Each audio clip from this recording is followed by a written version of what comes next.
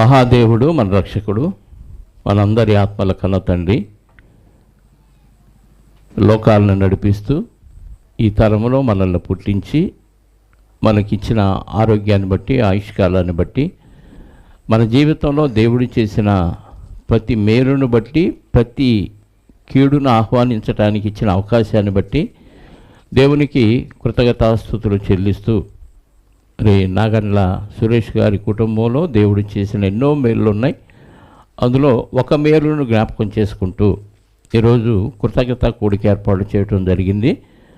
ఆ మేలు ఏంటంటే 10th క్లాస్ దేవసుందర్ పాస్ అయ్యి IIITలో మరి కోచింగ్ కోసం ఇడుపులపాయ వెడుతున్న సందర్భంలో ప్రజలందరినీ పిలిచి, భక్తులను పిలిచి కృతజ్ఞత కూడిక ఏర్పాటు చేయడం జరిగింది. ఇప్పటి వరకు పాటల ద్వారా దేవుడి నామాన్ని మహింపరిచామని విశ్వసిస్తూ కొన్ని మాటలు వాక్యంలో నుంచి మనం నేర్చుకుందాం. చిన్న ప్రార్థన సహాయాన్ని నేను కూడా కోరుకొని వాక్యాన్ని వినిపించాలని ఇష్టపడుతున్నాను. ప్రార్థన నాతో అందరూ ఏకీభవించండి.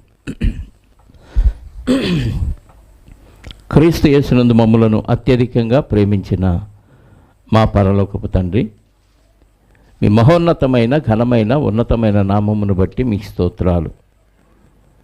గడిచిన కాలం ఎన్నో ప్రమాదాలు, విపత్తులు, ఎన్నో ఘోరాలు, నేరాలు, ఎన్నో అపరాధములు, పాపములు, వీటన్నిటి నుంచి రక్షించారు.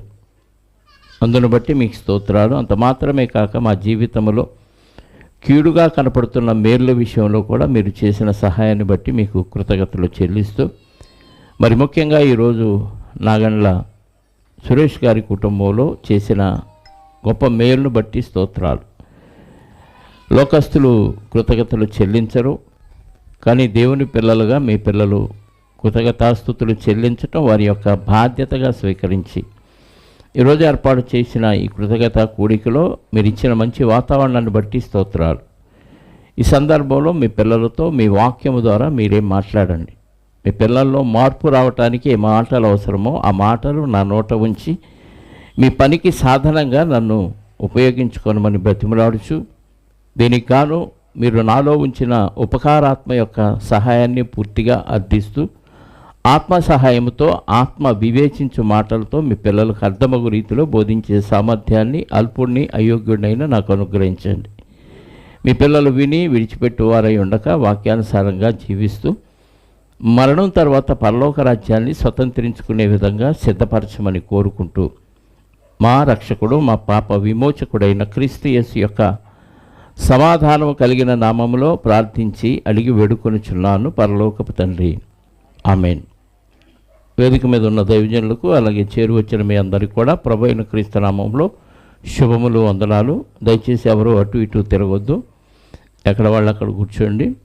ప్రభునందు ప్రియమైన దేవుని పిల్లలారా, ఈరోజు ప్రపంచం అంతా లెక్కలతో ముడిపడి ఉంది. వ్యాపారస్తులు లెక్కలు చూసుకుంటూ ఉంటారు, కుటుంబస్తులు కూడా లెక్కలు చూసుకుంటూ ఉంటారు. లెక్కలకి మనిషికి అవినాభావ సంబంధం ఉంది. ఎందుకంటే భర్త సరుకులు తీసుకొచ్చి ఇంట్లో ఇస్తే భార్య మళ్ళీ సరుకులు అయిపోయినాయి అందనుకోండి, ఏం చెప్తాడు? మొన్నేగా తెచ్చింది, ఇంతలోకి ఏమైపోయినాయి అంటాడు కదా. ఇలా ప్రతి విషయంలో మనం లెక్కలు అడుగుతాం. పిల్లలకు డబ్బులు ఇస్తాం, పెన్సిల్ కొనుక్కోవటానికో, పెన్నులు కొనుక్కోవటానికో, స్కూల్కి వెళ్ళి వచ్చేలోపు అయిపోయినాయి, పెన్ అయిపోయింది, పెన్సిల్ అయిపోయింది, మొన్నేగా ఇచ్చాను, ఇంతలోకి అయిపోయిందా అంటాం. లెక్కేసి ఇస్తారా? ఖచ్చితంగా లెక్క పెట్టే ఇస్తారు. లెక్కలు తారుమారైతే గందరగోళం అయిపోద్ది, కన్ఫ్యూజ్ అయిపోతాం, మనం చికాకు పడుతూ ఉంటాం. ప్రతిదానికి లెక్క ఉంది. వచ్చే జీతం ఎంత, మనం పెట్టే ఖర్చు ఎంత. లెక్కలు చూసుకోకుండా ఖర్చు పెట్టిన వాళ్ళకి అప్పులే మిగులుతాయి. దానివల్ల అవమానాలు ఎదురవుతూ ఉంటాయి. చాలామంది అవమాన పాలవటానికి కారణం లెక్కలు లేకుండా, లెక్క చూసుకోకుండా ఇష్టానుసారంగా అనుకున్నది నెరవేర్చుతూ, అనుకున్నది అనుకున్నట్టుగా జరిగిస్తూ ఉంటారు. దాన్ని తర్వాత వచ్చే పరిణామాలు ఆలోచించకపోవటం వల్ల ఆ లెక్కలు తారుమారైపోయి వచ్చిన వాళ్ళకి సమాధానం లేక, చెప్పలేక, ఫోన్లు స్విచ్ ఆఫ్ చేసుకుంటూ, ఇంటికి వస్తేనేమో లేడని చెప్పని కబురు చేస్తూ, ఇలా ప్రతి మనిషి దేవునికి దూరం అయిపోతున్నాం. ఇటు సమాజంలో గౌరవం లేకుండా పోతుంది, ఇటు దేవుని దగ్గర అసలు పూర్తిగా వ్యతిరేకంలా బ్రతుకుతూనే పరిస్థితి ఈరోజు ప్రతి మనిషిలో కనపడుతూనే ఉంది ప్రియులారా. సామాన్యంగా సామాన్యుడు మొదలుకొని కోటీశ్వరుడు వరకు ప్రతివాడు లెక్కలతోనే బతుకుతున్నాడు. ఆయన వ్యాపారం అభివృద్ధి చేసుకుంటూ ఎంత ఆదాయం వస్తుంది, ఎంత ఖర్చు అవుతుంది, ఎంత లాభాలు వస్తున్నాయి, ఇవన్నీ ప్రతి వాళ్ళు చూసుకుంటూనే ఉన్నారు. మరి ఇన్ని మనుషులు చూసుకుంటున్నప్పుడు మరి దేవుడు లెక్కలు చూడడం అంటే దేవుడు కూడా ఖచ్చితంగా లెక్కలు చూసే ప్రతిదీ కలిగించాడు, లెక్క ప్రకారం కలిగించాడు. ఈరోజు శాస్త్రవేత్తలు ఎన్నో ప్రయోగాలు చేసి ఎన్నో విషయాలు ఒక్కొక్కటి మనకి తెలియచేస్తూ ఉన్నాడు. భూమిలో 3 వంతులు, భూమి మీద 3 వంతులు నీరు ఉంది, 1 వంతు మాత్రమే నేల ఉంది. ఈ 1 వంతు నేలలోనే సుమారుగా లెక్కించబడిన దేశాలు 195 పైనే ఉన్నాయి. లెక్కలేనివి అంటే ఐక్యరాజ్య సమితిలో లెక్కలోకి రాని దేశాలు ఇంకా కొన్ని ఉన్నాయి. లెక్కించబడిన దేశాలు మాత్రమే 195 పైనే ఉన్నాయి. ఈ ఇన్ని దేశాలు దేని మీద ఉన్నట్టు 1 వంతు నేల మీదే ఉన్నాయి. మరి 3 వంతులు ఏముందంటే సముద్రం ఉంది, నీరు ఉంది. ఈ సముద్రపు నీరు ఎందుకు ఎక్కువ భూమి పెట్టి తక్కువ నీళ్ళు పెట్టవచ్చు. కానీ మనం అనుకుంటే దేవుడు దానికి ఒక లెక్క చెప్తున్నాడు. ఏంటంటే సముద్రం 3 వంతులు ఎందుకంటే అది ఉప్పు నీటితో ఉంది. భూమి మీద వచ్చే కాలుష్యాన్ని, భూమి మీద వచ్చే అపవిత్రతను మొత్తాన్ని శుద్ధి చేయడానికి అందులో ఉప్పు ఉండాలి. అందుకే ఉప్పు సముద్రాలు 3 వంతులు పెట్టాడు. అలాగే భూమి చుట్టూ పెద్ద పొర పెట్టాడు, దాని పేరు ఓజోన్ పొర అంటాం. ఎందుకంటే సూర్యుడి నుంచి వచ్చే ఆ కిరణాలు డైరెక్ట్గా మన మీద పడితే మనకి చర్మ వ్యాధులు వస్తాయి. కాబట్టి వాటి నుండి మనం రక్షించుకోవటానికి, మనల్ని కాపాడటానికి దేవుడు ముందుగానే ఆలోచించి లెక్క కట్టి భూమికి సుమారుగా 30 కిలోమీటర్ల దూరంలో భూమి చుట్టూ ఒక పెద్ద పొరను ఏర్పాటు చేశాడు. దాని పేరు ఓజోన్ పొర అంటున్నాం. ఈ ఓజోన్ పొరకి మనం చేసే ఈ కాలుష్యాన్ని బట్టి కొంత రంధ్రం పడింది. రంధ్రం అంటే చొక్కాకి చిరుగుబట్టినట్టుగా కాదు, పెద్ద హోల్ పడింది. దానివల్ల సూర్యుడి కిరణాలు డైరెక్ట్గా భూమి మీద పట్టాన్ని బట్టి చర్మ వ్యాధులు రావటం, మనుషులకి రకరకాల వ్యాధులు రావటం జరుగుతుంది. అంటే ఏది చేసినా దేవుడు లెక్కల ప్రకారం చేశాడు అనేది మనకు అర్థం అవ్వాలి. అందుకే సృష్టి ఎన్ని రోజులు చేశాడు అని అంటే మనకు ఆదికాండంలో చెప్పాడు. 2వ అధ్యాయము 2వ వచనం చదవండి, 1-2 వచనాలు. ఆదికాండం. ఆకాశమును భూమిని వాటిలో ఉన్న సమస్తమును సమూహమును సమస్తమును పూర్తి చేయబడెను. దేవుడు తాను చేసిన తన ఎదురేశాడు. తన పని అంతటి నుండి 7వ దినమున సంపూర్తి చేశాను, విశ్రమించాను. 7వ దినమున విశ్రమించాను. కాబట్టి దేవుడు ఆ 7వ దినమును ఆశీర్వదించి పరిశుద్ధపరచను. ఎలయనగా దానిలో దేవుడు తాను చేసిన పని చేసినట్టు సృజించినట్టు తన పని అంతటి నుండి తన పని. దేవుడి పని ఏంటి? దేవుడి పని ఏంటి? మాట్లాడాలి. దేవుడి పని ఏంటి? 6 దినాల సృష్టి. అంటే మనకు కనిపించేదంతా ఎవరి పని? దేవుడి పని. మరి మనిషి పని? దేవుడి పని. దేవుడి పని 6 రోజులు చేశాడు. దేవుడు పనిని మనిషి చేయలేడు, గుర్తుపెట్టుకోండి. దేవుడు ఉన్నాడు అనటానికి ఎంతకంటే ఇంకా నిదర్శనం అవసరం లేదు. దేవుడు చేసిన ప్రతి పనిని మనిషి చేయలేడు.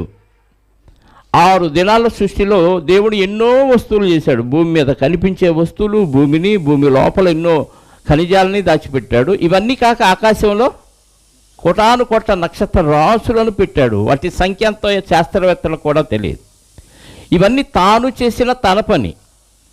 దేవుడు తాను చేసిన తన పని 6 రోజుల్లో పూర్తి చేస్తే ఈ పని మనిషి చేయగలడంటే మనిషి వలన కాదు. ఒక చెట్టు ఆకును చేయగలడా? చెట్టు పువ్వును చేయగలడా? ఒక ఫలాన్ని ఒరిజినల్గా చేయగలడా? చెట్టు కాండాన్ని, ఆకారాన్ని కాపీ చేస్తాడు తప్ప ఒరిజినల్గా మనిషి చేయలేడు. ఒక చెట్టుని, ఆకుని, పువ్వుని, కాయని, పిందెనే తయారు చేయలేని మనుషుడు మానవాకారాన్ని అసలు చేయలేడు. కాబట్టి ఇంత సృష్టి ఎందుకు చేశాడు అని అంటే దేవుని పిల్లలైన మన కోసం. ఇంత సృష్టిని చేయటం వెనక తాను చేసిన తన పని 6 దినాలు ఎందుకు దేవుడు కష్టపడ్డాడు అంటే ఇవన్నీ మన కోసం.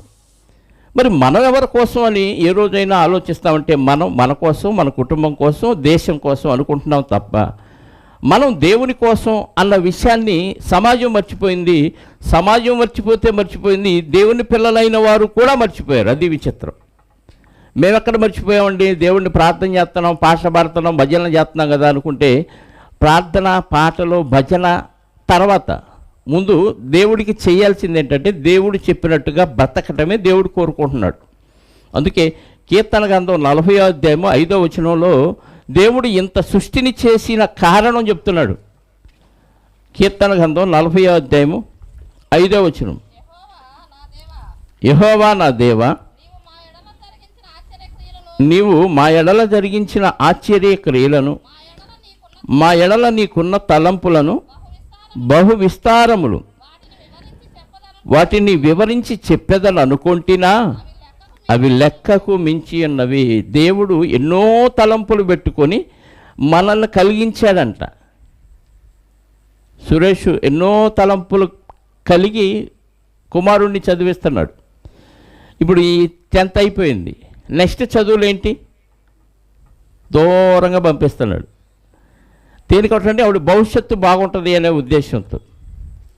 భవిష్యత్తు ఎన్నో తలంపులు, తల్లిదండ్రులకి ఎన్నో పిల్లల పట్ల తలంపులు, మన పిల్లల పట్ల మనకి ఎలాంటి తలంపులు, ప్రతి తల్లిదండ్రులకి అలాంటి లెక్కలు ఉన్నాయా? లెక్కలు ఉన్నాయి. లెక్క లేకుండా ఖర్చు పెట్టేస్తారా? ఖర్చు పెట్టరు. దేవుడికి కూడా మానవులమైన మన పట్ల ఏమున్నాయంట?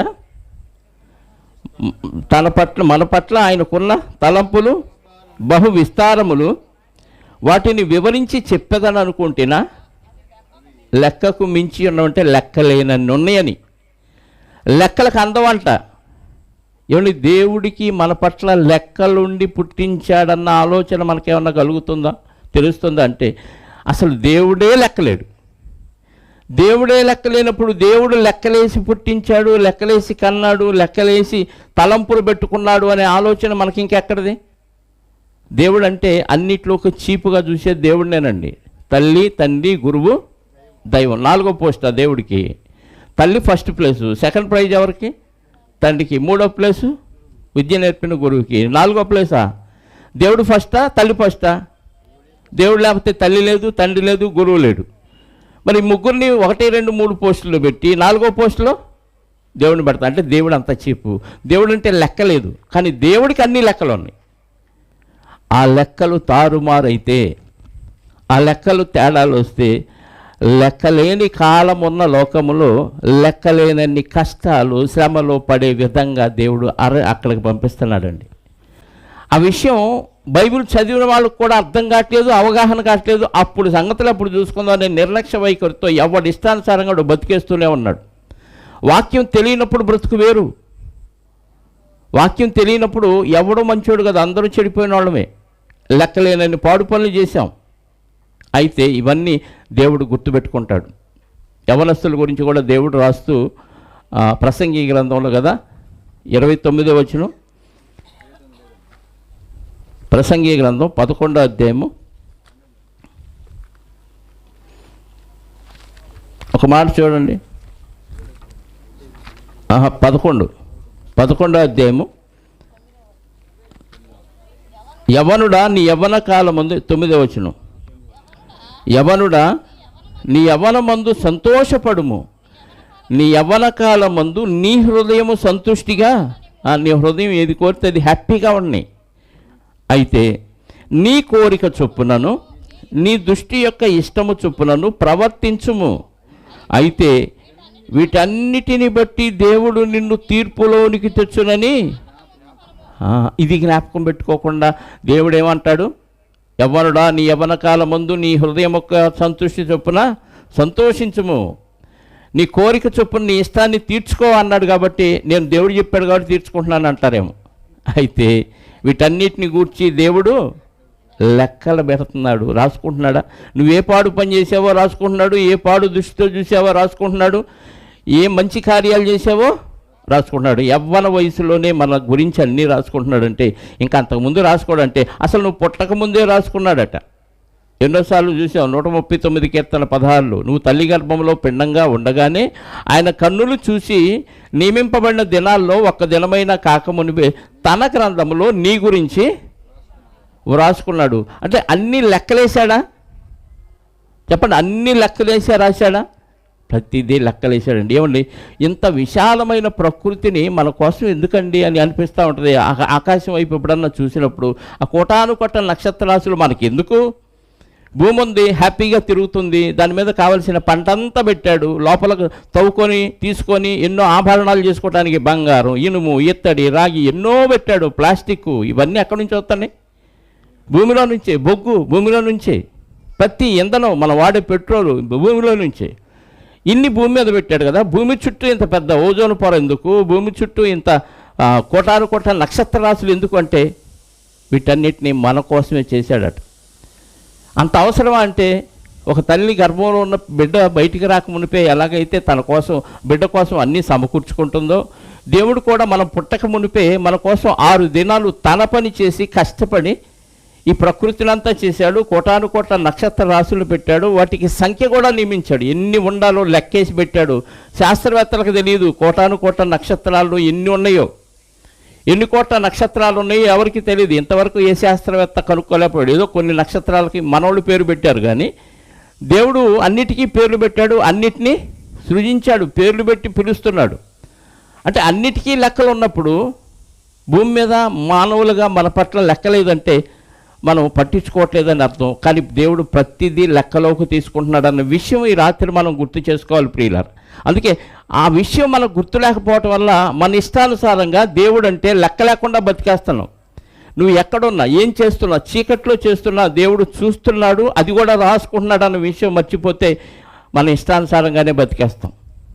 చేసేది ఏదో పూజలు ఏదో చేశాడు అన్నట్టుగా భక్తి ఉంటుందో ఒక పక్క, మానవుల కోసం నటిస్తూ వేషధారణ చేస్తూ చేసే కార్యక్రమాలన్నీ దుర్మార్గ పనులు చేస్తూనే ఉన్నారు. ఇది కూడా లెక్కేస్తాడంటే మామూలు వాళ్ళకంటే భక్తి నటించి దేవుడి దగ్గర మోసం చేసి తను తాను మోసం చేసుకున్న భక్తుల గురించి దేవుడు ఇంకా తీవ్రంగా శిక్ష పెంచుతాడంట. యోధా గారు అంటున్నాడు కదా, యాకోబు గారు 3వ అధ్యాయం 1వ వచనంలో ఏమన్నాడు? బోధకులారా, బోధకులమైన మనము అనేకమైన విషయాల్లో తప్పిపోతున్నాం కాబట్టి మరీ కఠినమైన తీర్పు తెలియనోడు తప్పు చేస్తే ఆ లెక్కలు వేరు, దానికి వేసే శిక్ష వేరు. కానీ అన్నీ తెలిసి, వాక్యం తెలిసి తప్పు చేస్తే మామూలు కోటింగ్ కాదురా, 60 కోటింగ్ కొడతానంటున్నాడు. మన భాషలో చెప్తే పోలీసులు కొడతారు కదా 3rd డిగ్రీ అని, 3rd డిగ్రీ ఇచ్చేస్తాడు. ఎవరికి? వాక్యం తెలియనోడికి 1st డిగ్రీ. కానీ వాక్యం తెలిసి తప్పులు చేసేవాడికి 3rd డిగ్రీ అంటే తీవ్రమైన శిక్ష ఉంటుంది. కాబట్టి దేవుడు ప్రతిదీ లెక్క పెడుతున్నాడన్న విషయాన్ని మనం జ్ఞాపకం చేసుకోవాలి. ప్రకృతిని లెక్కలు వేసి కలిగించాడు. ఆ లెక్కలు వేసి వాటికి చెప్పాడు, నువ్వు ఇలా తిరగాలి, ఇలా తిరగాలి. సూర్యుడిని ఎందుకు చేశాడట? ఆదికాండంలో చెప్పాడు కదా, 1వ అధ్యాయం 11వ వచనం నుండి 14వ వచనం చూస్తే సూర్యుడిని ఎందుకు చేశాడంట? 14 నుంచి 16 చదవండి. దేవుడు పగటిని రాత్రిని వేరుపరచినట్టు ఆకాశ విశాలమందు, అంటే సూర్యుడికి పెట్టిన లెక్క ఏంటి? పగలు రాత్రి వేరు చేయాలి. నువ్వు వెళ్ళిపోతే రాత్రి అయిపోద్ది, నువ్వు ఉంటే పగలు ఉంటుంది. అది నీ పని. సూర్యుడికి ఏం పని పెట్టాడు? పగటిని రాత్రిని వేరు చేయాలి. సూర్యుడు వెళ్ళిపోగానే నువ్వు రావాలి చంద్రుడా. తర్వాత పగటిని రాత్రిని వేరుపరిచినట్లు ఆకాశ విశాలమందు జ్యోతులు కలుగ్గాకనియు అవి సూచనలను కాలములను దిన సంవత్సరములను సూచించుటకై ఉండుగాకనియు భూమి మీద వెలుగిచ్చుటకై అవి ఆకాశ విశాలమందు జ్యోతులయుండుగాకనియు పలికెను. ఆ ప్రకారం ఆయను సూచనలు ఇస్తున్నాయి. ఆ నక్షత్రాలు కాలాన్ని తెలుపుతున్నాయి. దినం రావాలంటే సూర్యుడు తిరగాలి, చంద్రుడు సాయంత్రం కనపడాలి, భూమి తన చుట్టూ తాను ఒకసారి తిరగాలి. ఇవన్నీ సూచనలు, కాలాలు, ఇవన్నీ మనకు తెలియచేయటానికి ఇచ్చాడు. లెక్క ఉందా? అన్నిటికీ లెక్కలు ఉన్నాయి. అందుకే ఆ లెక్కల్ని అతిక్రమించకుండా సూర్యుడు ఏం చేస్తున్నాడు, గాలి ఏం చేస్తున్నాడు, చంద్రుడు ఏం చేస్తున్నాడు, వీటన్నిటి గురించి ప్రసంగి అయిన సొలొమోను గారు రాసిన గ్రంథంలో, ప్రసంగి గ్రంథం 1వ అధ్యాయంలో అటు గురించి సొలొమోను గారు మాట్లాడుతూ ఏమన్నాడో చూడండి. 1వ అధ్యాయము 4వ వచనం నుండి, తరం వెంబడి తరము గతించిపోవచ్చున్నది, భూమి ఒక్కటే ఎల్లప్పుడూ నిలుచున్నది. సూర్యుడు ఉదయించును, సూర్యుడు అస్తమించును, తాను ఉదయించు స్థలమున మళ్ళా చేరుటకు. ఎందుకంటే అంత తొందర సూర్యుడికి? ఎందుకు? మనకేం తొందర? నిద్రపోయిన దాకా ఊరుకోదు ప్రాణం, లేచి మళ్ళీ పనికి వెళ్ళిన దాకా ప్రాణం ఊరుకోద్దు. త్వరపడుతున్నారు ఏడకంటే ఆగాగు, పనికి టైం అయింది, లేట్ అయింది, ఇప్పటికే త్వరపడతాం. ఉదయాన్నే లేచి త్వరపడతాం. దేవుని పని ఉంది రా అన్న అనుకో, అబ్బాయి ఇప్పుడు కుదరదు, త్వరపడి అటు వెళ్ళిపోవాలి. దానికి లెక్క ఉంది, దీనికే తెక్క ఉంది. దేవుని పనికి ఏమో తెక్క వస్తుంది, సొంత పనికి మాత్రం అమ్మో లెక్కలు తేడా వస్తే రూపాయి తగ్గిద్ది, ఇంట్లో కరువు. నాన్న ఆకలి, అమ్మ ఆకలి, భార్య వచ్చి ఇంట్లో గింజలు అయిపోయినాయి, ఏంటి నీ పనికి నువ్వు వెళ్ళిపోతున్నావు, మా పరిస్థితి ఏంటి అని భార్య ఇసుకింపుడు. ఈ దెబ్బకు తట్టుకోలేక ఈ లెక్కలు తారుమారు అయితే అటు బారికి వెళ్ళిపోతాడు కదా.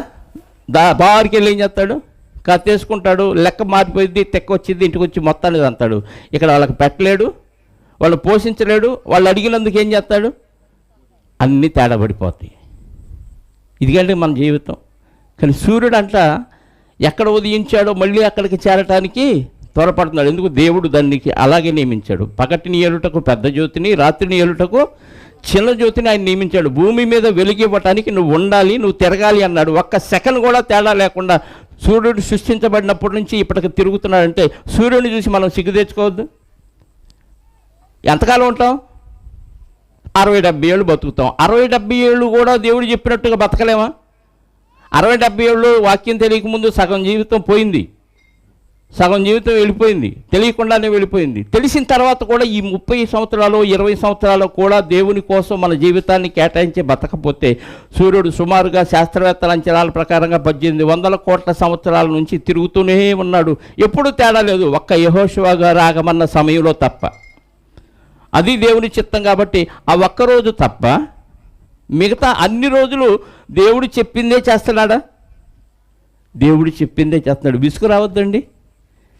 రోజు ప్రార్థన, ఉదయం ప్రార్థన, పాటలు, భక్తి, బైబిల్ చదవటం, వాక్యాలు ఇవన్నీ చేస్తున్నప్పుడు మనకేమనిపించింది కొన్ని రోజులు చేయగానే, అబ్బా రోజు ప్రార్థన ఏంటి, రోజు భక్తి ఏంటి, రోజు ఆ పాటలు పాడటం ఏంటి అని విసుకొస్తూ ఉంటుంది. 1800 కోట్ల సంవత్సరాల నుంచి సూర్యుడు తిరుగుతూనే ఉన్నాడు, అప్పటి నుంచి భూమి తిరుగుతూనే ఉంది. విసుగు రావద్దా వాటికి? విసుగు రాదు.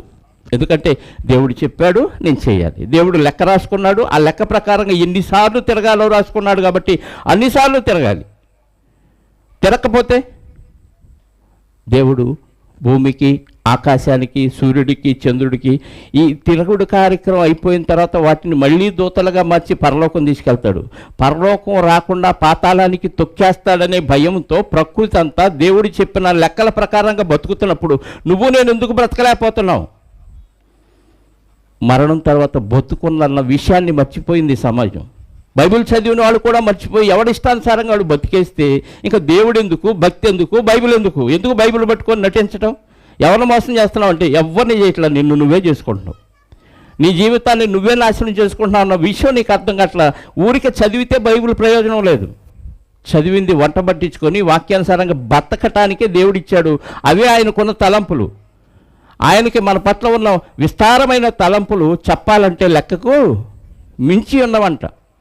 వాటన్నిటినీ సూర్యుడికి ఒక కట్టడి నియమించాడు. నువ్వు ఉదయించు, అస్తమించు, ఉదయించు, అస్తమించు, త్వరపడతా వెళ్తున్నాడంట. ఏ సూర్యుడా కాసేపు ఆగు, ఇక్కడ సమ్మె జరుగుతుంది, స్ట్రైక్ జరుగుతుంది, నువ్వు కూడా ఆ స్ట్రైక్లో పాల్గొని అన్నావు అనుకో, బాబు నేను ఈ పనులు చేయటానికి కాదు, దేవుడు నాకు నియమించిన పని ఉంది, నేను వెళ్ళాలి, తిరగాలి, మళ్ళీ అక్కడికి రావాలి, ఇది నా పని అంటాడు. మధ్యలో వచ్చి పంచాయతీ చేయంటే చేయడు. సూర్యుడికి మళ్ళీ వేరే పని చెప్తే చేయడు.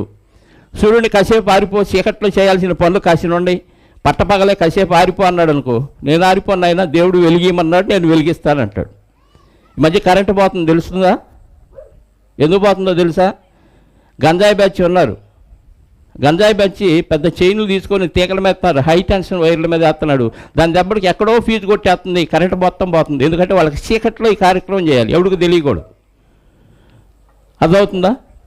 కరెంటును కూడా ఆపేసే పరిస్థితులకు వాళ్ళు వెళ్ళిపోయారు. చీకటి కార్యక్రమాలు ఇలాగే ఉంటాయి.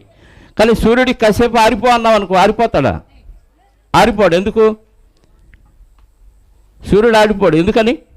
దేవుడు వాటికి నియమించిన కట్టడి ఉంది కాబట్టి దాన్ని ఖచ్చితంగా సూర్యుడు ఫాలో అవుతాడు. మరి నువ్వు ఎందుకు ఫాలో అయిపోతున్నావు అంటే మనకు బాగా తిక్క ఉందండి. తిక్క వదిలే రోజు ఒకటి ఉంది, నువ్వు మరణించిన రోజు. అది గుర్తుపెట్టుకోండి. దేవుడు ప్రతి వాణిని సృజించి నువ్వు పుట్టకముందే నీ గురించి అన్నీ రాసుకొని ఈ లోకానికి పంపిస్తే ఆ లెక్కలన్నీ తారుమారు చేస్తే అలా నీ ఇష్టానుసారంగా నువ్వు బతకటానికి ఇచ్చాడా? పోనీ ప్రకృతిలో నీకంటే పెద్ద ఆకారంలో ఎన్నో గ్రహాలు, ఎన్నో జీవరాశులు, వాటికి దేవుడు నియమించిన కట్టడను ఖచ్చితంగా పాటిస్తున్నాయి. ఒకసారి 147 కీర్తన చూడండి. కీర్తన గ్రంథం 147 అధ్యాయము 4వ వచనం నుండి చూద్దాం, లేదా మొదటి నుంచి 4 నుంచి చూద్దాం. నక్షత్రముల సంఖ్యను, అంటే నక్షత్రాలు ఎన్ని ఉన్నాయి ఆయనకు తెలుసా? తెలుసు. నియమించాడు, లెక్క రాసుకొని మరి నక్షత్రాలు చేశాడు. ఒక్కొక్క నక్షత్రం భూమి కంటే ఎన్నో రెట్లు పెద్దది. అంత పెద్ద నక్షత్రాలు, ఎన్నో కోటాను కోట్ల నక్షత్రాలు సృజించి లెక్క రాసుకున్నాడు. వాటన్నిటికీ పేర్లు పెట్టుచున్నాడు. మన ప్రభువు గొప్పవాడు, ఆయన అధిక శక్తి గలవాడు, ఆయన జ్ఞానానికి మితి లేదు. చాలమ్మా. 148 కీర్తన మొదటి నుంచి చదువుదాం. యెహోవాను స్తుతించుడి, ఆకాశవాసులారా, యెహోవాను స్తుతించుడి, ఉన్నత స్థలముల నివాసులారా, ఆయనను స్తుతించుడి, ఆయన దూతలారా మీరందరూ ఆయనను స్తుతించుడి, ఆయన సైన్యములారా మీరందరూ ఆయనను స్తుతించుడి, సూర్యచంద్రులారా ఆయనను స్తుతించడం. అంటే దేవుడు ఏమంటాడు? ఉదయాన్ని లేవని స్తుతి స్తుతి స్తుతి స్తుతి అని ఉదయిస్తాడా? చెప్పండి. మనం ఏం చేస్తాం? స్తుతి స్తుతి స్తుతి అని చెప్పిందే చెప్పుకుంటా పోతాం. సూర్యుడు ఎలా స్తుతిస్తాడంటే దేవుడు చెప్పిన పని చేయటమే దేవుడిని స్తుతించటం. ఇంతకు మించి భక్తి లేదు. దేవుడు నీకు ఏది చెబితే అది చేయాలి. మొన్న సంఘంలో మాట్లాడాను. ఇర్మియా గారికి ఏం చెప్పాడు దేవుడు? నువ్వు వెళ్ళి అవిసనార్ని కొని నడువు కట్టుకోమన్నాడు. అంతకుముందు హోషేయ గారితో మాట్లాడి దేవుడు ఏం చెప్పాడంటే నువ్వు వెళ్ళి వేశ్యను పెళ్లి చేసుకో అన్నాడు. అంటే దేవుడు ఏది చెబితే అది చేయటమే స్తుతించటం. దేవుడు నువ్వు చచ్చిపోనగానే చచ్చిపోతా ప్రభు అన్నాడు. మోషే గారు అలాగే చనిపోయాడు. ఆయనకి దృష్టిమాంద్యం లేదు, ఒంట్లో సత్తువ తగ్గలేదు, వయసు చూస్తే 120. 120లో ఏమాత్రం శక్తి తగ్గలేదంట, కంటి చూపు కూడా తగ్గలేదు, ఏ కళ్ళజోడు వాడలేదు. అయినా నువ్వు చచ్చిపో అంటే ఎందుకు ప్రభా ఎంత యాక్టివ్గా ఉన్నాను, ఇంకొన్ని రోజులు వాడుకో నన్ను అనలేదు. ఏమన్నాడు తెలుసా? చూడండి 34వ ద్వితీయోపదేశకాండంలో దేవుని మాట చొప్పున మోషే మృతి పొందెను అని మాట రాయబడింది. ద్వితీయోపదేశకాండం 34వ అధ్యాయము 5వ వచనం. యెహోవా సేవకుడైన మోషే యెహోవా మాట చొప్పున మోయాబు దేశములో మృతి పొందెను. ఏం చెప్పాడంట దేవుడు? ఏం చెప్పాడు?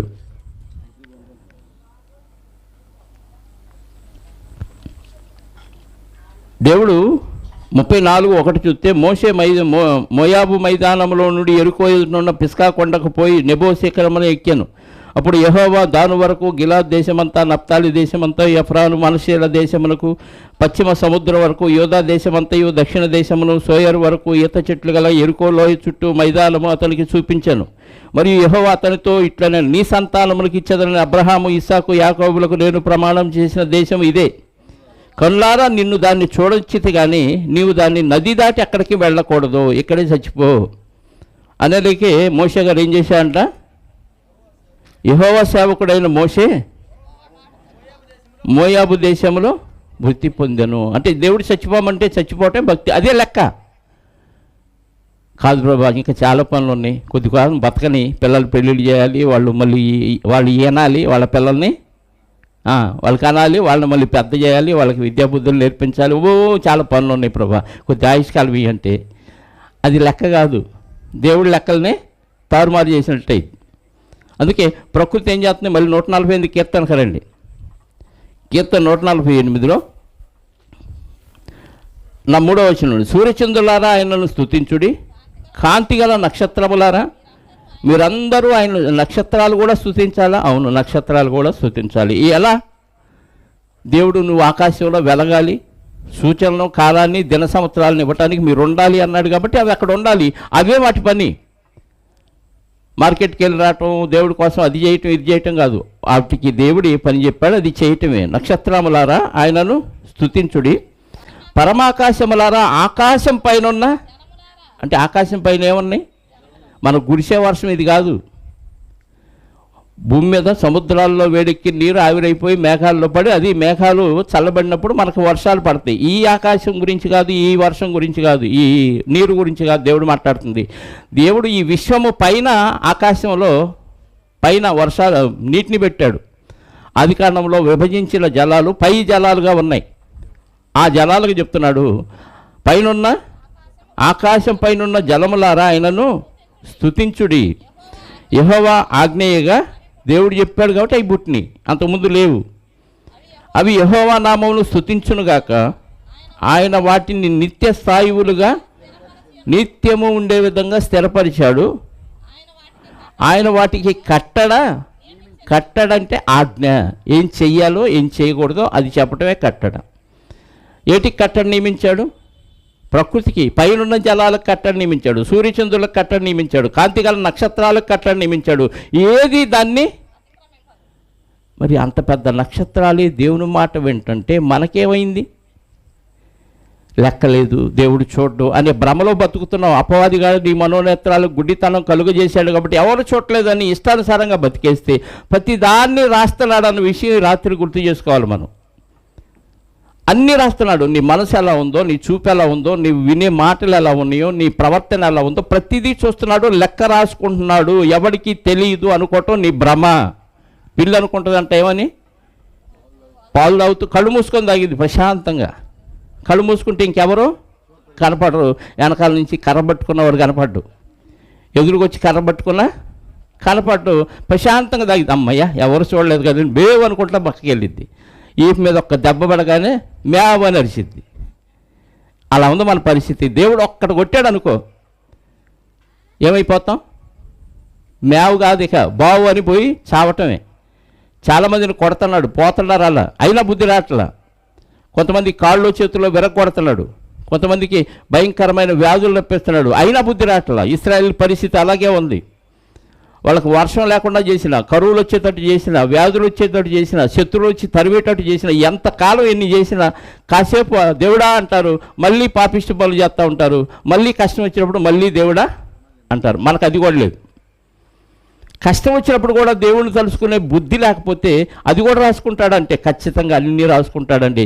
నేను రాను, నా ఇష్టం, ఈరోజు కుదరదు అని ధైర్యంగా ఎలా చెప్పగలుగుతున్నాడు? దేవుడు కుదిరిస్తే, దేవుడు కుదురుబాటు చేశాడు, కాళ్ళు చేతులు ఎరగొడితే కుదరదని మాట అనగలవు. అప్పుడు అన్ని అవయవాలు ఇచ్చాడు, ఆరోగ్యంగా ఉంచాడు కాబట్టి దేవుణ్ణే కాదని ధిక్కరించి వేరే పనులకి వెళ్ళిపోతున్నావు. వెళ్ళిన చోట లేపేస్తే ఎన్ని యాక్సిడెంట్లో తెలుసా? ఆగి ఉన్న లారీని గుద్ది కారులో పెడుతూ స్పాట్లో చనిపోయిన వాళ్ళు ఉన్నారు, ఆటోలు గుద్దుకొని చనిపోయిన వాళ్ళు ఉన్నారు, పిడుగుబడి చనిపోయిన వాళ్ళు ఉన్నారు, పాము కాటుతో చనిపోయిన వాళ్ళు ఉన్నారు, రకరకాల వ్యాధులతో చనిపోతున్న వాళ్ళు ఉన్నారు. ఇన్ని రకాలుగా వాళ్ళు ఎందుకు చనిపోతున్నారు? కాలమై చనిపోయే వాళ్ళ శాతం తక్కువ, కాలం కాకుండానే ముందుగానే చనిపోయే వాళ్ళ శాతం ఎక్కువగా ఉంది. కారణం వాళ్ళ అవిధేయతను బట్టి. అది నీకు నాకు రాలేదు కాబట్టి ఈరోజు ఇక్కడ భూమి మీద ఉండి, వయసులో ఉండి, ఆరోగ్యంగా ఉండి మాటలు వినగలుగుతున్నాం. ఏదో ఒక రోజు వినలేని స్థితి వచ్చింది, అప్పుడు ప్రభువా అని మొత్తుకున్న ఉపయోగం ఉండదు. అవన్నీ ఏం చేస్తున్నాయి? దేవుడు వాటికి కట్టడ నియమించను, ఏదియు దానిని అతిక్రమించదు. ఇంకా భూమి మీద ఉన్న మకరములారా, అగాధ జలములారా యెహోవాను స్తుతించుడి. అగ్ని వడగండ్లలారా, హిమమ ఆవిరి, ఆయన ఆజ్ఞను నెరవేర్చు తుఫాను కూడా దేవుడు మాట ఏంటదా? ఈ తుఫాను కంటే నువ్వు పెద్ద తుఫానువా? తుఫాను వస్తే ఒక్కసారి గాలి వీచిందనుకో ఎక్కడ ఉంటావు తెలుసా? ఆ కరెంట్ తీగల పైకి వెళ్ళి అక్కడ నుంచి ఒక్కసారి తీగల మీద పడ్డావు అనుకో షార్ట్ సర్క్యూట్ అయిపోద్ది, రెండుగా చీలిపోతావు, రెండు భాగాలు కింద పడిపోతాయి మాడిపోయి. తుఫాను మాట ఏంటుంది, ఆవిరి ఏంటుంది, వడగండ్లు ఏంటన్నాయి, మెరుపు ఏంటుంది, మేఘాలు ఏంటన్నాయి. భూమి మీద చీమ దగ్గర నుంచి ఇంకా కనపడని క్రిముల దగ్గర నుంచి భారీ ఆకారం కలిగిన ఎలిఫెంట్ వరకు, ఏనుగు వరకు దేవుని మాట వింటుంది. ప్రకృతిలో మనకంటే ఎన్నో రెట్లు, భూగోళం కంటే ఎన్నో రెట్లు పెద్దవైన కోటాను కోట్ల నక్షత్ర రాశులు దేవుని మాట వింటున్నాయి. మరి మనం ఎందుకు వినమంటే అప్పుడప్పుడు కొంచెం విని ఇదే భక్తి అనుకుంటాం. ఈ కొంచెం భక్తి నేను పరలోకానికి చేర్చదు. మరణం తర్వాత ఖచ్చితంగా నీకు పరలోకం కావాలి అంటే దేవుడు చెప్పింది ఖచ్చితంగా చేయక తప్పదు. లేదనుకోండి భయంకరమైన అగ్నిగోళంలో పడిపోతామని ఖచ్చితంగా దేవుడు వ్రాయించిన మాటలు ఒకసారి రాత్రి జ్ఞాపకం చేసుకుంటే ఖచ్చితంగా దేవుడికి మన పట్ల ఉన్న తలంపులు ఎంతంట బహువిస్తారములు, అవి లెక్కకు మించి ఉన్నవి. ఆ లెక్కలు వేసుకుంటే మనం తారుమారైపోతామండి. మనం అన్నీ లెక్కలు వేసుకుంటున్నాం.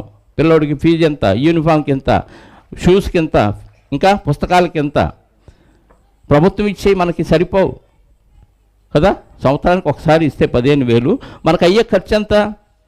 అది గవర్నమెంట్ స్కూల్లో చదివితేనే ఖర్చు ఎంత తక్కువ అవుతుంటే, కాన్వెంట్లో చదివితే ఇంకా ఎక్కువ అవుతాయి. మరి దానికోసం కష్టపడాలి, సంపాదించాలి, పని చేయాలి. ఇవన్నీ చేసుకుంటూ నువ్వు పిల్లల పోషణ కోసమే బతికితే మరి దేవుని కోసం బతికేది ఎప్పుడు?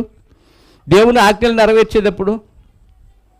దేవుని గురించి లోకం పూర్తిగా 4వ స్థానంలో పెట్టేసి 4వ ప్రైజు దేవుడికి ఇస్తుంది. మొదటి ప్రైజు తల్లికి, 2వ ప్రైజు తండ్రికి, 3వ ప్రైజు గురువు గారికి ఇచ్చింది. మరి 4వ ప్లేస్ దేవుడికి ఇస్తే ఎవరన్నా 4వ ప్రైజు ఇస్తారా? First prize, second prize, third prize, fourth prize లేవు కదా. ఇక కన్సలేషన్ ప్రైజులు అందరికీ వచ్చారు కాబట్టి ఫీల్ అవ్వకుండా వెళ్తారని మనం సండే స్కూల్లో ఇచ్చినట్టు చిన్న బిడ్డల దగ్గర నుంచి పెద్దవాళ్ళ వరకు అందరికీ ప్రైజులు ఇస్తాం. ఎందుకు? ఫీల్ అవ్వకుండా ఉంటాను. ఆ ప్రైజు దేవుడికి అవసరం లేదు. దేవుడికి ప్రథమ స్థానం ఇవ్వాలి, అన్నిటిలో ప్రథమ స్థానం ఇవ్వాలి. అప్పుడు మాత్రమే దేవుడు మెచ్చుతాడు. అది మాత్రమే దేవుడు ఆనందించే కార్యక్రమం. కాబట్టి దేవునికి ప్రతి విషయంలో ఏం చేయాలంటే కృతజ్ఞతాస్తుతులు చెల్లించాలి. కృతజ్ఞతాస్తుతులు చెల్లించే మనసు నీకు ఎప్పుడు ఉంటుందంటే దేవుడు ఉన్నాడు, ఆయనే నన్ను పుట్టించాడు, ఆయనే నన్ను బతికిస్తున్నాడు, ఆయనే నన్ను పోషిస్తున్నాడు, నా సొంత తెలివి చేతో జ్ఞానం చేతో ఇది నేను చేయట్లేదు, నాకు అన్నీ నేర్పించింది ఆయనే, నా వేళకు విద్యను నేర్పించింది ఆయనే, నాకు మాట ఇచ్చింది ఆయనే, ఆ మాట ఎలా మాట్లాడాలో నేర్పించేది ఆయనే. ప్రతి విషయములు దేవుని సహాయంతోనే నేను ఉనికి కలిగి ఉన్నాను, నేను బతికున్నాననే మనసు ఎప్పుడైతే ఉంటుందో అప్పుడు మాత్రమే దేవునికి మనం కృతజ్ఞతాస్తుతులు చెల్లిస్తాం ప్రియులారా. అప్పుడు మాత్రమే దేవుడు నిన్ను గురించి పాజిటివ్గా రాసుకుంటాడు, పరలోకి ఇవ్వటానికి ఇష్టపడతాడు.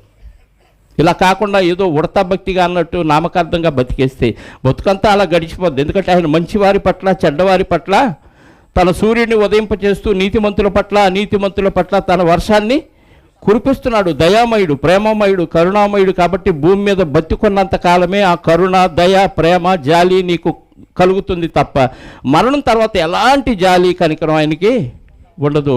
ఆయన నవ్వుతాడట. నువ్వు భయంకరమైన పరిస్థితిలో ఇరుక్కున్నప్పుడు, దేవుని కోసం బ్రతకకుండా నీ ఇష్టానుసారంగా నువ్వు బతికినప్పుడు, నీకు ఆపద వచ్చినప్పుడు దేవుడు సంతోషించి నవ్వుతాడు. దేవుడు సంతోషిస్తే నీ పట్ల జాలి పడేవాడు ఎవ్వడు ఉండడండి. ఒకసారి సామెతల గ్రంథం 1వ అధ్యాయం 24 నుంచి చూడండి.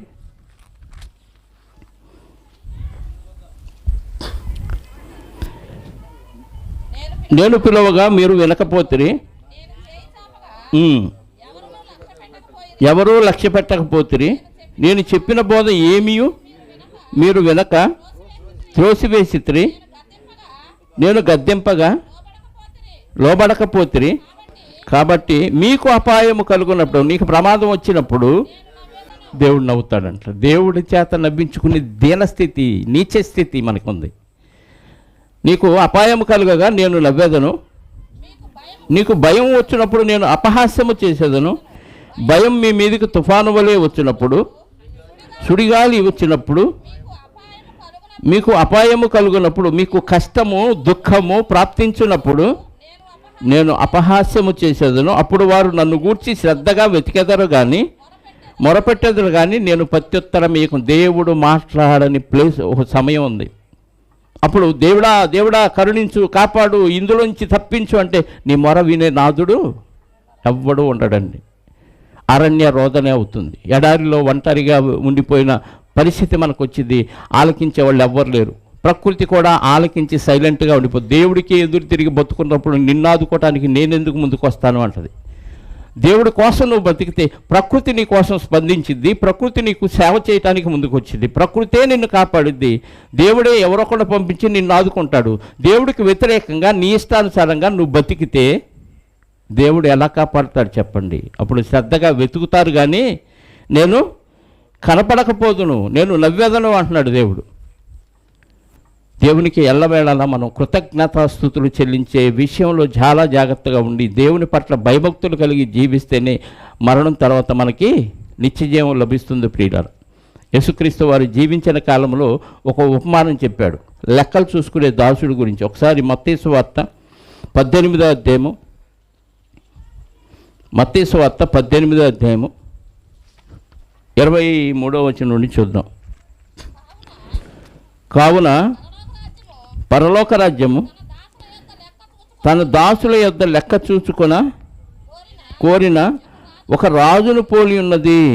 అతడు లెక్క చూసుకొని మొదలుపెట్టినప్పుడు అతనికి 10,000 తలాంతులు వచ్చి ఉన్న ఒకడు అతని యొద్దకు తేబడెను.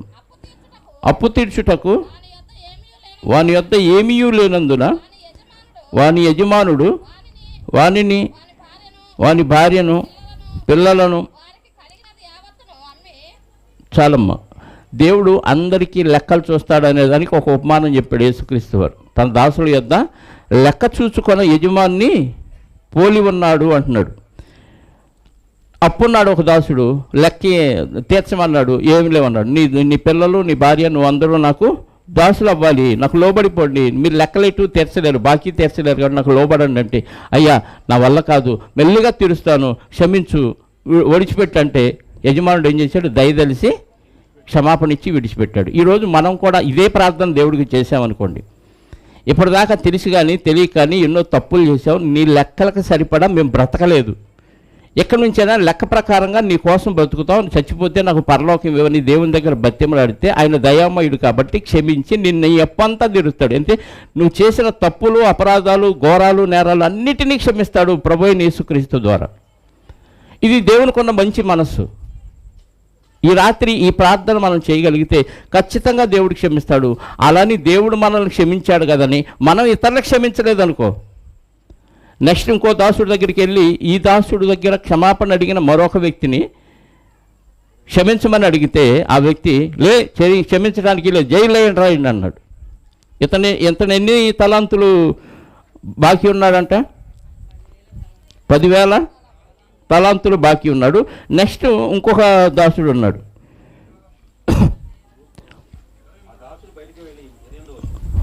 ఇరవై 27 నుంచి చదువుదాం. ఆ దాసుని యజమానుడు కనికరపడి వాడిని విడిచిపెట్టి వాడిని అప్పు క్షమించను. అయితే ఆ దాసుడు బయటికి వెళ్ళి తనకు 100 దేనారములు వచ్చి ఉన్న తన తోడి దాసులను చూసి ఒకరిని చూచి వాని గొంతు పట్టుకొని నీవు వచ్చి ఉన్నది అంటే నువ్వు అప్పున్నది తిరిగి చెల్లింపమని. అందుకు వాని తోడిదాసుడు సాగిలపడి నా ఎడ్ల ఓడ్చుకొనుము, నీకు చెల్లించదనని వాడిని వేడుకొనను. కానీ వాడు ఒప్పుకొనక అప్పున్నదంతా చెల్లించే వరకు వాడిని చెరసాల్లో వేయించను. ఈడెంత ఉన్నాడు, ఎంత అప్పున్నాడట, 10,000 తలాంతులు అప్పున్నాడు. 10,000 తలాంతులు అప్పున్న యజమానుడు ఏం చేశాడు, క్షమించమని అడిగితే క్షమించేశాడు. ఇతనికి మరొకడు ఎంత అప్పున్నాడట, 100 దేనారాలు. చాలా తక్కువ అప్పు ఉంటే తక్కువ ఉన్న అప్పున్నవాడిని యజమానుడు ఇంత క్షమించాడు కదా, అందులో చాలా చిన్నది కదా, ఇతను కూడా మనం క్షమిద్దాం అనుకోకుండా క్షమాపణ లేకుండా పట్టి చెరసాల్లో వేయిస్తే అసలు యజమానుడికి ఈ విషయం తెలిస్తే ఏం చేశాడు, ఈయన కూడా తీసుకెళ్ళి లోపలేశాడు. అంటే జైలు అనగానే ఇక్కడ నరకం. ఈ ఉపమాన భావం ఏంటంటే దేవుడు నీ అపరాధములు, పాపములు, దోషములన్నింటినీ ప్రభువైన యేసుక్రీస్తు ద్వారా క్షమించాడు. లెక్కలన్నీ క్లియర్, ఇక నువ్వు బాకీ లేవు దేవుడికి. మరి నీ పట్ల ఎదుటివారు చేస్తే నువ్వెలా ప్రవర్తించాలంటే దేవుడు నిన్ను ఎలా క్షమించాడో నువ్వు కూడా వారిని అలాగే క్షమిస్తే అప్పుడు నీ లెక్కలు క్లియర్ అయిపోతాయి. లేదు ఆయన నన్ను క్షమిస్తాడు, ఆయన దేవుడు కాబట్టి నేను ఎందుకు క్షమిస్తాను, మనిషిని కదా అనుకున్నావు అనుకో, నీకు క్షమాగుణం లేకపోతే దేవుడు కూడా నీ పట్ల క్షమాగుణం ఉండదు. కాబట్టి నువ్వు కూడా దేవుడు క్షమించాడు కదా అని ఇష్టానుసారంగా పాపాలన్నీ క్షమించబడి మళ్ళీ తప్పులు చేస్తూ ఉంటే, ఎదుటివారి పట్ల లెక్క లేకుండా ప్రవర్తిస్తే, దూషిస్తే, అవమానపరిస్తే, కించపరిస్తే లెక్కలు రాసుకుంటాడు. లెక్కలన్నీ ఏమైపోతాయి, ఒకరోజు చూస్తాడు, లెక్కలు చూసి నిన్ను కూడా తీసుకెళ్ళి నరకంలో పడేస్తాడు. అంటే దేవుడు ప్రతి దానికి లెక్క, ఎంత గాలి పీల్చావు, ఎంత ఆహారం తిన్నావు, ఎన్ని నీళ్లు తాగావు, ఇంకా ఎన్ని కూల్ డ్రింకులు తాగావు, ఎన్ని స్నాక్స్ తిన్నావు, ఎన్ని బిస్కెట్లు తిన్నావు, ఎన్ని చాక్లెట్లు తిన్నావు, ఎన్ని నూడిల్స్ తిన్నావు, ఇంకా ఎన్ని బజ్జీలు, పునుగులు తిన్నావు, ప్రతిదీ చెత్త చెదారం రెడీమేడ్ ఫుడ్స్ అంతా వచ్చినాయి కదా, అన్నీ తిని ఎలా బలిసావు, ఈ శక్తిని ఏం చేసావు, ఇవన్నీ లెక్కలు అడిగితే మనం లెక్కలు ఏం చెబుతాం దేవుడికి చెప్పండి. దేనికోసం వాడేవు, తిన్న ఆహారం అంతా శక్తిగా మారింది, రక్తంలో కలిసిపోయింది. ఈ రక్తాన్ని దేనికి దారపోసావు, లోకానికి, లోకంలో బతుకు తెరువు కోసం దారిపోసావు. మరి దేవుడికి ఏం దారిపోసావు? ఆదివారం 2 గంటల్లో 1 గంట దారిపోసావు అంతే. 2 గంటల్లో 1 గంట దొబ్బేసావు. అంటే 2 గంటలు ఒక గంట దొంగిలించావు. దొంగిలించిన దానికి మరి లెక్క అడుగుతాడా? అడుగుతాడు. ఎవడో సరిగ్గా సమయానికి వచ్చే భక్తులు లేరండి. ఏదో నామకార్థంగా వెళ్ళిపోతారు తప్ప దేవుని ఎళ్ళ భయభక్తులు కలిగి దేవుడు లెక్క రాసుకుంటాడు, తేడా వస్తే తాట తెస్తాడనే భయంతో దేవుడి సన్నిధికి వచ్చే భక్తులు ఎవరు? ఈ భక్తి మనలో లేదంటే నిజంగా నటిస్తున్నావా? నిజమైన భక్తి కలిగి ఉన్నావంటే ఇంకా చేద్దాంలే, చాలా టైం ఉంది కదా, బతికున్నాము, చాలా కాలం ఉంది, చేసేద్దాం అనుకుంటాం. చేసే లోపే పోతే పరిస్థితి ఏంటి? నీ ప్రతి విషయాన్ని నువ్వు పుట్టిన దగ్గర నుంచి మరణించే వరకు, నువ్వు తిన్న ఆహారం, నువ్వు ధరించిన బట్టలు, నీ వెంట్రుకలు ఎన్ని దేవుడిచ్చాడు, ఆ ఎన్ని వెంట్రుకల్లో ఎన్ని రాలిపోయినాయి, ఎన్ని దేవుని కోసం కష్టపడితే రాలిపోయినాయి, ఎన్ని దేవుని కోసం కాకుండా సొంత కార్యాలకు కష్టపడితే రాలిపోయినాయి, నువ్వు తిన్న ప్రతి ఆహారం, నువ్వు తిరిగి తాగిన ప్రతి డ్రింకు, నువ్వు తిట్టిన బూతులు, నువ్వు ధరించిన ప్రతి వస్త్రం, ఇవన్నీ దేవుడు రాసుకొని లెక్కలేసినప్పుడు పరిస్థితి ఏంటి? అవన్నీ సంపాదించడం ఎంత కష్టమో తెలుసు. అసలు ప్రకృతిలో దేవుడు చేసిన సృష్టిని మనిషి చేయలేకపోతున్నాడు అంటే దేవుడు ఎంత గొప్పవాడో మనకు అర్థం కావాలి. అంత గొప్ప దేవుడు మనకు ఒక ఆకారాన్ని ఇచ్చి, ఈ ఆకారంతో దేవుని పని చేయాలని, ఆయనకి మహిమ తేవాలని మనల్ని చేస్తే, నీ ఆకారాన్ని దేనికి ఉపయోగిస్తున్నావు? ఈ ఆకారాన్ని బతుకు తెరువు కోసం ఉపయోగిస్తున్నావు. దేవుడు బతికించలేడా? దేవుడు పోషించలేడా? దేవుడు అంత అసమర్థుడా? కోటాను కోట్ల జీవరాశులను పోషిస్తుంది దేవుడు. పిల్లికి బిచ్యం పెట్టం, ఎంగిలి చేత్తో కాకిందాలం, వాటన్నిటిని దేవుడు పోషిస్తున్నప్పుడు అన్నిటికంటే శ్రేష్టమైన ఆకారాన్ని ఇచ్చి తన పిల్లలుగా దేవుడు మనల్ని పుట్టిస్తే, మనల్ని పోషించడనే అవిశ్వాసాన్ని మన క్రియల ద్వారా తెలియచేస్తున్నాం. దీనికి లెక్క రాస్తాడంటే దీనికి కూడా ఖచ్చితంగా లెక్క రాస్తాడు. దేవుని పట్టించుకోకుండా నీ ఇష్టానుసారంగా బయట కార్యక్రమాలకు వెళ్ళిపోతూ వస్తూ శరీరాన్ని పాడు చేసే హానికరమైన రసాయనాన్ని తీసుకుంటూ, శరీరానికి హాని చేసే అలవాట్లు చేసుకుంటూ ఇలా బతుకు ఈడి చేస్తే ఏదో ఒక రోజు మరణిస్తామని తెలుసా? పాతకాలంలో భక్తులు చనిపోకముందే సమాధిని తొడిపించుకునేవారు. అంటే నేను ఎప్పుడుకోప్పుడు చచ్చిపోతాననే విశ్వాసం వాళ్ళకు ఉంది. మనం చామో తీరస్థాయిగా ఉండిపోతామనే దురవిశ్వాసంతో మనం బతుకుతున్నాం ప్రియులారా. మరణించిన లోపు లెక్కలన్నీ చూస్తాడు. అందుకే కొరింథీ 2వ పత్రిక 5వ అధ్యాయం 10వ వచనం, కొరింథీయులకు రాసిన 2వ పత్రిక 5వ అధ్యాయం 10వ వచనం, ఎందుకనగా తాను జరిగించిన క్రియల చొప్పున అవి మంచివైనను సరే చెడ్డవైనను సరే దేహముతో జరిగించిన వాటి ఫలమును ప్రతివాడును పొందునట్లు మనమందరమును క్రీస్తు న్యాయపీఠం ఎదుట ప్రత్యక్షము కావలెను. మంచివైనా సరే చెడ్డవైనా సరే. నువ్వు దేహము ఇచ్చాడు దేవుడు, ఈ అందమైన దేహాన్ని ఇచ్చిన దేవుడు చెప్పిన పనులు చేయకుండా చెడు చేసావా? అవి రాసుకున్నాడు. మంచి చేసావా? అవి రాసుకున్నాడు. దేనికి ఎక్కువ ప్రాధాన్యత ఇస్తాడంటే చెడంతా క్రీస్తులో తీసేశాడు, మంచి మాత్రం క్రీస్తులో ఉంచాడు. కానీ ఎక్కువ ఏ ఉంటాయి మనకి? మంచిగా మారిన తర్వాత కూడా అందులో చెడు యాడ్ అయిపోతే మొత్తాన్ని తీసి అక్కడ దొక్కేస్తాడు. నీ దేహాన్ని ఇచ్చింది దేవుని మహిమ కోసం, దేవుని నామ ఘనత కోసం ఇస్తే ఈ దేహాన్ని నీ ఇష్టానుసారంగా ఉపయోగించి దేవుడికి అవమానం తెచ్చే విధంగా నీ బతుకుంటే ఏం చేస్తాడు? దేహాన్ని ఆత్మను కలిపి నిత్య నరకాగ్నిలో పడేస్తాడు ప్రియులారు. అంత భయంకరమైన శిక్ష కోసం మనల్ని పుట్టించాలంటే మన కోసం కాదు. ఆ భయంకరమైన నరకం అపవాదికి వాని దూతలకు సిద్ధపరిచిన నిత్యాగ్నిది. నువ్వు నేను ఎందుకు పోవాలి అక్కడికి? దేవుడు బ్రతకమన్నట్టుగా నువ్వు బ్రతకపోవటం వల్ల దేవుడిచ్చిన ఆహారం తింటున్నావు, దేవుడిచ్చిన నీళ్లు తాగుతున్నావు, దేవుడిచ్చిన గాలి పీలుస్తున్నావు, దేవుడిచ్చినవన్నీ అనుభవిస్తున్నావు. మళ్ళీ దేవుడు నాకేం చేశాడన్నా? నిన్ను పుట్టించడమే గొప్ప విషయం. దేవుడు నిన్ను బ్రతికించడమే గొప్ప విషయం. నువ్వు పాపిగా ఉన్నా, దుర్మార్గంగా ఉన్నా బ్రతికిస్తున్నాడు. అది కదా దేవుని ప్రేమ అంటే. వీటన్నిటినీ మనం తీసేసుకోలేనప్పుడు కూడా వాటన్నిటినీ తన కుమారుడైన క్రీస్తు ద్వారా శుద్ధి చేసి పవిత్రపరిచి నీతిమంతుడిగా తీరిస్తే, నీతిమంతుడిగా తీర్చబడిన తర్వాత కూడా దుర్మార్గంగా బతికితే ఎవడు కాపాడుతాడండి మనల్ని? దేవుడు కాపాడుతున్నాడు, కానీ ఒకానొక రోజు కాపాడడు. దేవుడు పూర్తిగా విడిచిపెడతాడు. దేవుడికి శాశ్వత కాలం దూరం అయితే ఉండే భయంకరమైన ఆ నరకం మనం వర్ణించలేమండి. తల్లిదండ్రులకు దూరం అయితేనే బిడ్డలు వెళ్ళాడతారు. మరి దేవుడికి దూరం అయితే మన పరిస్థితి ఏంటి? ఈరోజు దేవుడికి మనం కలిగి ఉన్నాం, ఉనికి కలిగి ఉన్నాం, దేవుడిలో జీవిస్తున్నాం, దేవుడితో మనకు సంబంధం ఉంది. పాపివైనా కాస్త కూస్తో సంబంధం ఉంది. మారతాడనే ఆలోచనతో ఇంకా బ్రతుకునిచ్చాడు. కానీ ఈ బ్రతుకును కూడా నిర్వీర్యం చేసుకొని నిరర్థకం చేసుకుంటే మనల్ని కాపాడటానికి ప్రభువు ఇంకా రాడు, మళ్ళీ వచ్చి శిలువ మరణం అనుభవించాడు. ఒకేసారి యుగముల సమాప్తి అందు ఆయన మరణించాడు. ఆ విషయాన్ని ఎరిగి ఇప్పటికైనా మారు మనసు పొంది క్షమాపణ అడిగితే బతుకున్నావు కాబట్టి క్షమించబడే అవకాశం ఉంది. నిన్నే చనిపోయి ఉంటే ఈ అవకాశం మనకు ఉండేది కాదు. కాబట్టి జాగ్రత్త పడండి. అలా కాలం గడిచిపోతుంది, అన్నీ జరిగిపోతున్నాయి కదా అని నిర్లక్ష్య వైఖరి వహిస్తే ఖచ్చితంగా ఒకానొక రోజు దేవుడు లెక్క అడుగుతాడు. అందుకే ప్రకటన గ్రంథం 22వ అధ్యాయము ముగిస్తాను, 12వ వచనం చూడండి.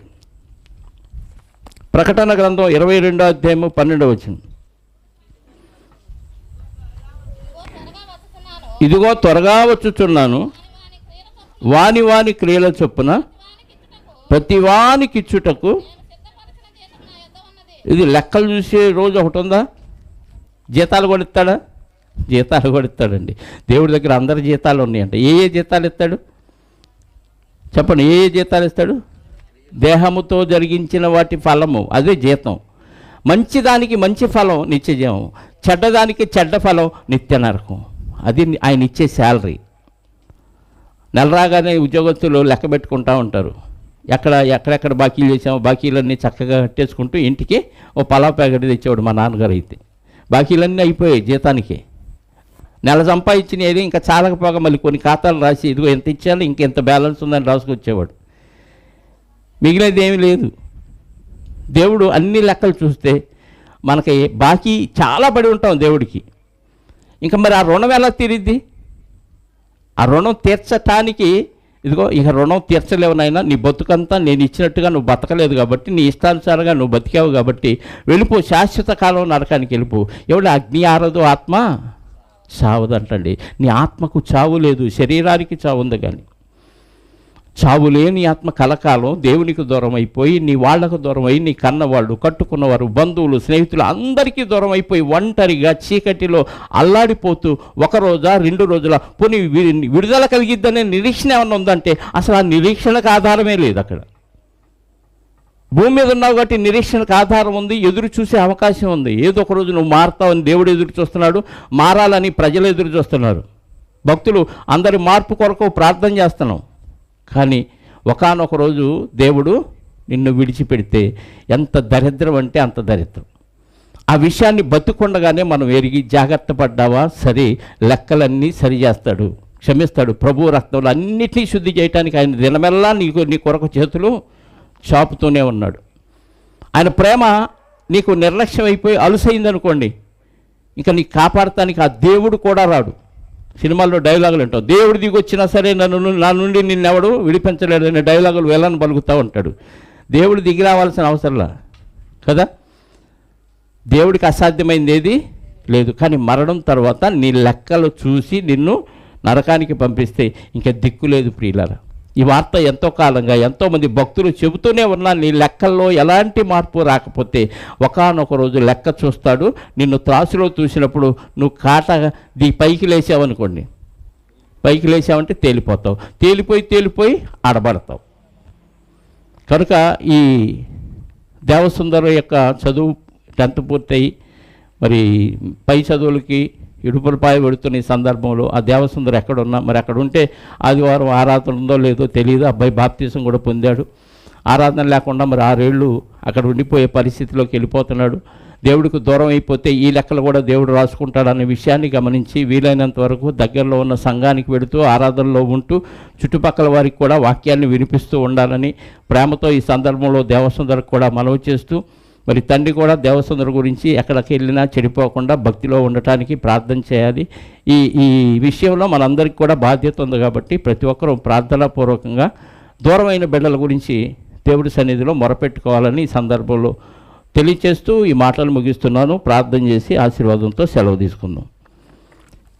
పరమనందు ఆశీర్వాడు అయి ఉన్న మా పరలోకపు తండ్రి, 6 దినాలు మీ పని చేశారు. 6 దినాల మీ పని భూమి మీద మాకున్న పని అన్న విషయాన్ని మేము గమనించి, ఏదో ప్రకృతి తిరుగుతుంది, సూర్యుడు ఉదయిస్తున్నాడు, అస్తమిస్తున్నాడు, రాత్రి అయితే చంద్రుడు వస్తాడు, నక్షత్రాలు వస్తాయి, తినటానికి ఆహారం మార్కెట్లో ఉంది, పీల్చడానికి గాలి విషయంలో ఉంది అనే భ్రమలో ఉండకుండా మా జన్మ వెనుక మీకు ఎన్నో విస్తారమైన తలంపులు ఉన్నవని, అవి లెక్కలేనివన్న విషయాన్ని ఎరిగి ఈ రాత్రి మిమ్మల్ని స్తుతిస్తున్నాం, ఘనపరుస్తున్నాం నాయన. ఈ విషయం తెలియక ఎంతోమంది వారి ఇష్టానుసారంగా బతుకుతున్నప్పుడు మీ వాక్యాన్ని వినిపించి ప్రతిదానికి లెక్క కట్టి మీరు సృజించారన్న విషయాన్ని గుర్తు చేస్తూ, ఇదే సందర్భంలో మా పట్ల మీకున్న తలంపులను జ్ఞాపకం చేస్తూ, మీ ప్రియకుమారుడైన యేసుక్రీస్తు ద్వారా మమ్మల్ని శుద్ధి చేయడానికి లెక్క కట్టి యుగముల సమాప్తి అందు ఆయన పంపించి సర్వమానవాళికి ఇచ్చిన పాప క్షమాపణ బట్టి మీకు స్తోత్రాలు. నరకానికి పోవటానికి మీరు మమ్మల్ని సృజించలేదు నాయన, నిత్య రాజ్యానికి అనగా పరలోకంలో ఉండటానికే మమ్మల్ని సృజించారు. కానీ మీ ఆలోచనలు తారుమారు చేస్తూ మా శరీరం యొక్కయో మనసు యొక్కయో కోరికలు తీర్చుకొనుచు మా ఇష్టానుసారంగా బతికి మీ ప్రేమను అలుసుగా తీసుకొని బతికితే ఒకానొక రోజు మరణం పేరుతో ఈ లోకాన్ని దేహాన్ని విడిచిపోతామని, మా బంధువులందరినీ, స్నేహితులందరినీ, కుటుంబ సభ్యులందరినీ విడిచిపోతామన్న విషయాన్ని జ్ఞాపకం చేసుకుంటే మీ లెక్కల్లో ఉండి బ్రతికితే మాకు వచ్చే ధన్యతను చూసి సంతోషిస్తూ ప్రతి ఒక్కరూ నిత్య రాజ్యానికి వారసులు అవుతారని జ్ఞాపకం చేస్తూ, ఈ సందర్భం వచ్చిన బిడ్డలందరినీ బట్టి మీకు స్తోత్రాలు. వచ్చిన కుటుంబ సభ్యులు ఇదిగోనైనా వారు కష్టార్జితంలో నుంచి పరిశుద్ధుల కొరకు తెచ్చిన ఆహారాన్ని బట్టి మీకు స్తోత్రాలు చెల్లిస్తూ, కష్టపడి ఖర్చు పడిన ప్రతి బిడ్డను జ్ఞాపకం చేసుకోండి, వారికి రావాల్సిన ఫలాన్ని అనుగ్రహించమని. ఎంతోమంది త్యాగదనుల కష్టార్జితంతో ఈ కార్యక్రమం జరుగుతుంది నాయన, అందును బట్టి మీకు స్తోత్రాలు చెల్లిస్తూ బిడ్డలందరినీ సురక్షితంగా వారి కుటుంబానికి చేర్చండి.